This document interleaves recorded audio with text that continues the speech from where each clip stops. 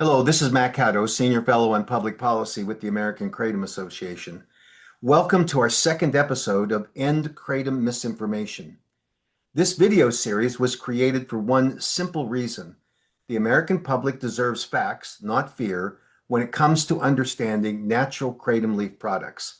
For years, natural kratom leaf advocates have been forced to defend their right to make informed decisions on their health and wellness, despite attack after attack.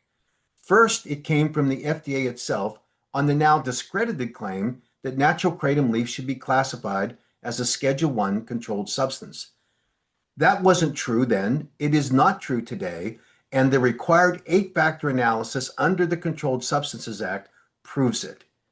But after the FDA's initial attack, state after state, city after city, legislators were told repeatedly that kratom is dangerous. The kratom causes addiction. The kratom is the cause of overdose deaths. That kratom is responsible for hundreds of deaths across America. But what if that narrative was built on deliberate acts by kratom critics to create confusion? What if the biggest threat to natural kratom leaf wasn't natural kratom at all? What if it was a completely different class of products that hid behind the kratom name? Today, we're going to expose what may be one of the largest consumer frauds in modern dietary supplement history, the rise of chemically manipulated 7-hydroxymetrogenine products and the host of synthetic products that have followed, or as many consumers now know them, 7-OH products. Before any manufacturer introduces any new dietary supplement or botanical supplement that is intended to affect the structure or the function of our bodies, federal law requires a basis for establishing safety. That isn't an option. It isn't a recommendation or suggestion. It's the law. Yet the companies that launched the 7-OH market never conducted the type of safety studies that federal law requires before exposing consumers to a powerful psychoactive substance. No approved new dietary ingredient notification was filed. No submission of an FDA safety package for review. Instead, consumers became the experiment. Millions of doses sold, hundreds of millions of dollars flowing to the pockets of those manufacturers, and consumers were unknowingly being used as human guinea pigs in a real-world safety experiment. Just listen to this response to a reporter's question to one of the leading 7-OH manufacturers in America, Vince Sanders. So 7-OH hasn't had any human trials for regulations or anything like that? That is correct. Yeah, I mean the human trials have been people choosing to use it. The very people claiming these products are safe never established that safety before putting those products on our store shelves. That is exactly the kind of conduct federal law was designed to prevent.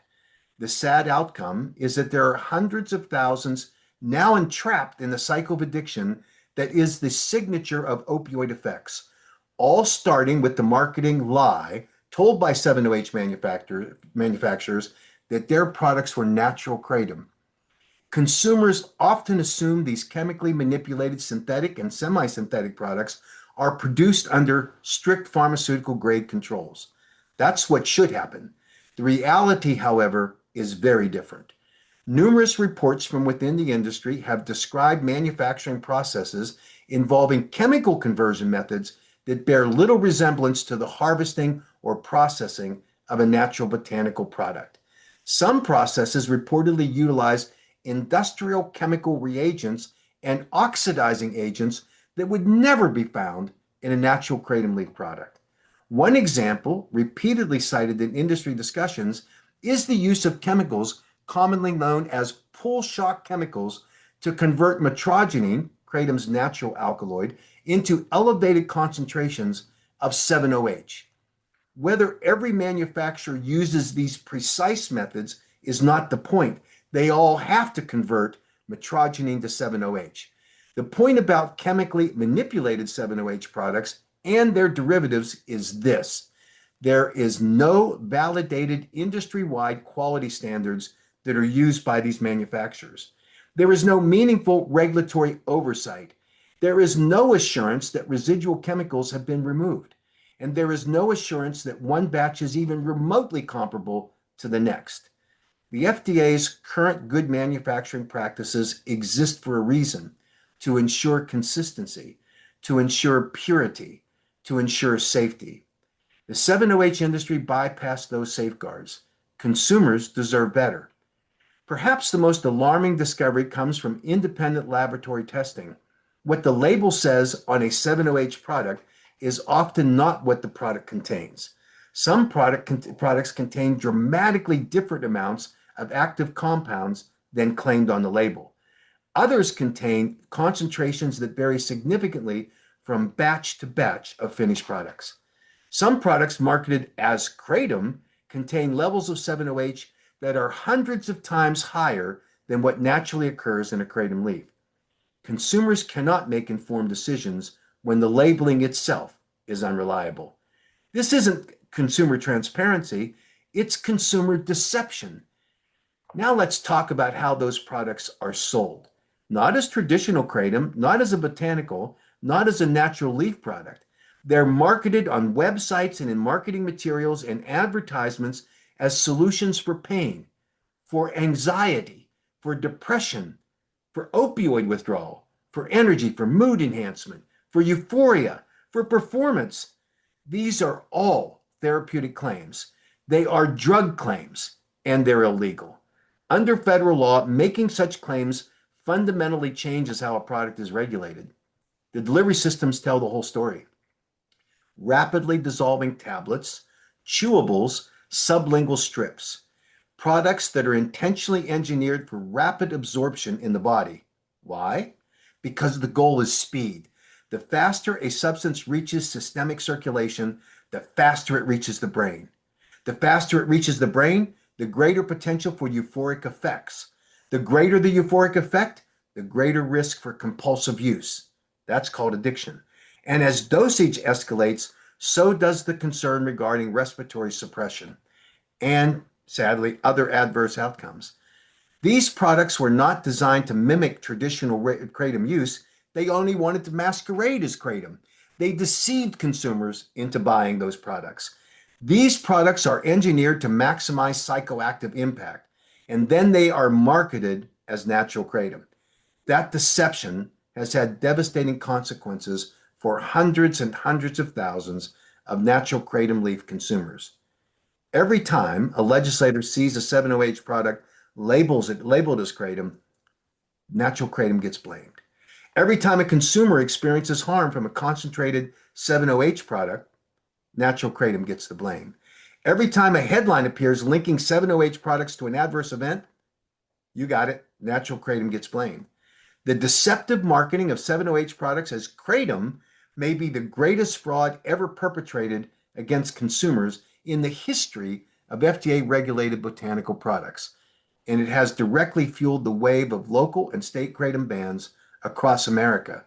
While 7-OH manufacturers made hundreds of millions of dollars lining their pockets, Kratom consumers have paid the tragic price.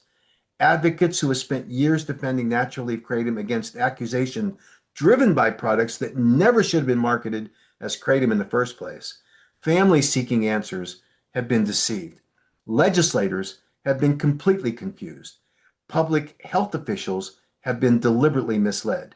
And consumers, rightfully, have been totally thrown into the barrel of confusion. The result? Understandably, ban proposals, criminalization, loss of consumer access to natural Kratom leaf products, and the continued spread of misinformation pervades today. The solution is not complicated. Natural Kratom leaf should be regulated, age restricted, tested for contaminants, properly labeled, and sold under enforceable consumer protection standards. But chemically manipulated 7-OH products are something entirely different. The DEA must act. The scheduling recommendation is in their inbox. Federal regulators must now move quickly to address not only 7-OH itself, but the growing list of chemically altered variants designed to evade regulation. Pseudodoxil, products now called 8-OH, 10-OH, MGM 15 and 16, and whatever comes next. Because if regulators fail to act, the cycle will continue. More consumer harm, more confusion, more misinformation, and more attacks on natural kratom leaf products that had nothing to do with creating this current crisis. The truth is simple. Natural kratom did not create the 7-OH market. The 7-OH market hijacked the kratom name. And until that deception ends, the misinformation will continue. I'm Mac Haddo, and this is episode 2 of End Kratom Misinformation. Continue to join us in this journey. Thank you.